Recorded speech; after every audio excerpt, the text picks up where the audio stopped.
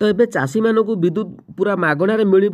तो केमिति आपण मैंने मागणार पाइबे तो स्कीम कौन तो स्कीम रे कौन रही बेनिफिट केमिति सब करेंगे तो निश्चित भाव में आपण सठिक अपडेट ये वीडियो माध्यम देदेवि तेज आपण मैंने निश्चित भाव में देखूँ तेज सरकार विभिन्न किसी ना कि योजना सब बड़े आणुंट 2024 चाषी मानक देखो आपण मैंने चाष कर बिल पा मड़ाऊँ हे तो आपण पाखे डीजेल मोटर अच्छी किंतु आपण मैंने इलेक्ट्रिक कनेक्शन नहीं जहाँद्वारा आपण मैंने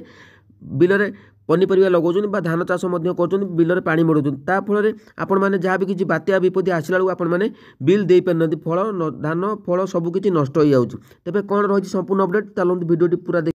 तेज संपूर्ण अपडेट आपण मानक वीडियो माध्यम देदेवि आपण मैंने डिटेल्स जानतु आउ योजन आपण मैंने लाभ निश्चित भाव में पाइबे मुझे आपण मानक प्रोसेस बतईदेवी जो सेटलमेंट स्कीम रही तो यही स्कीम रे कौन बेनिफिट रही चाषी मैंने केमिति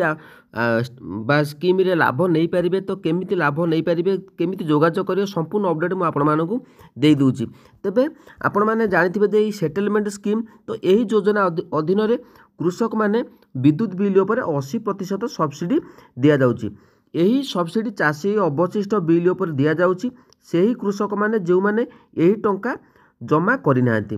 से यही योजना माध्यम लाभ पाइपर वास्तव में यही योजना अधीन में आपण 20% राशि जमा करी अवशिष्ट बिल पैठ करें यही चाषी को उपकृत कर एवं विद्युत संजोग सुरक्षित तेबे मुझे आपण मानक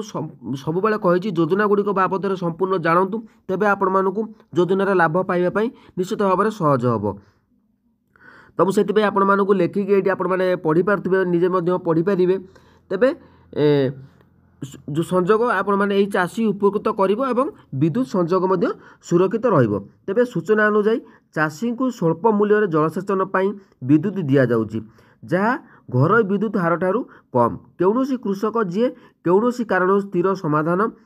तेबे योजन लाभ पाई यही योजना अधीन में थिबा अवशिष्ट विद्युत बिल उपर सरचार्ज उपर 80% सब्सिडी लाभ पाई परिबे नाही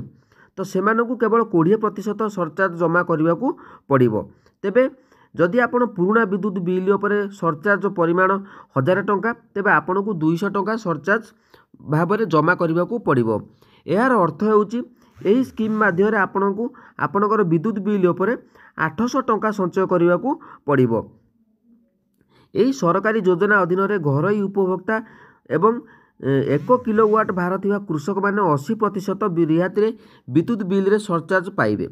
विद्युत चोरी मामला रे 50% रिहाती उपलब्ध यह व्यतीत 1 किलोवाट रु अधिक भार थिबा विद्युत उपभोक्ता को 70 टंका रिहाती मिलिबो यह व्यतीत 3 किलोवाट भार थिबा वाणिज्य को ग्राहक को 60% रिहाती मिलिबो 3 किलोवाट रु अधिक भार थिबा वाणिज्यिक तो वाणिज्य करचोंदी विद्युत उपभोक्ता माने 40% रिहाती पाइबे यह व्यतीत शिल्प प्रतिष्ठान गुड़िक विद्युत बिल सरचार्ज रे 30% रिहाती पाइबे देखो गाँ गली एमि अनेक अच्छा जो मैंने छोट छोट कल कारखाना बसैकी विद्युत नहीं तेबे योजना आपण मैंने केमिति लाभ पाइबे मुझे आपण मानक बतईदेवी तेबे यही योजना अधीन में सरकार कृषक मान समेत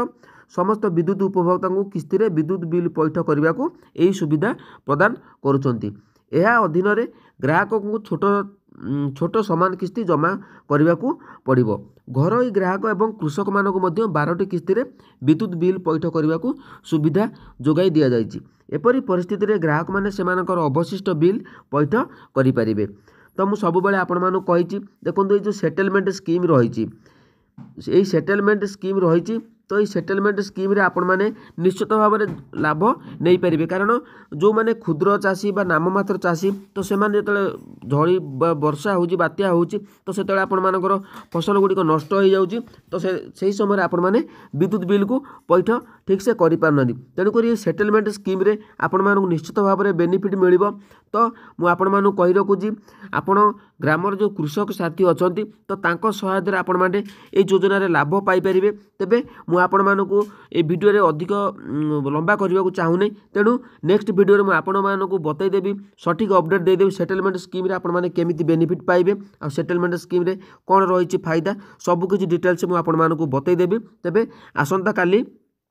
तो आसंता काली संध्या 6टा समय भिडियोटी आसो तेबे चैनल को आपण माने सब्सक्राइब करी रखंतु निश्चित भाव में मु सेटलमेंट स्कीम रो अपडेट आपण मानक दे देबी आ आपण माने योजना निश्चित भाव में लाभ पाई परिबे।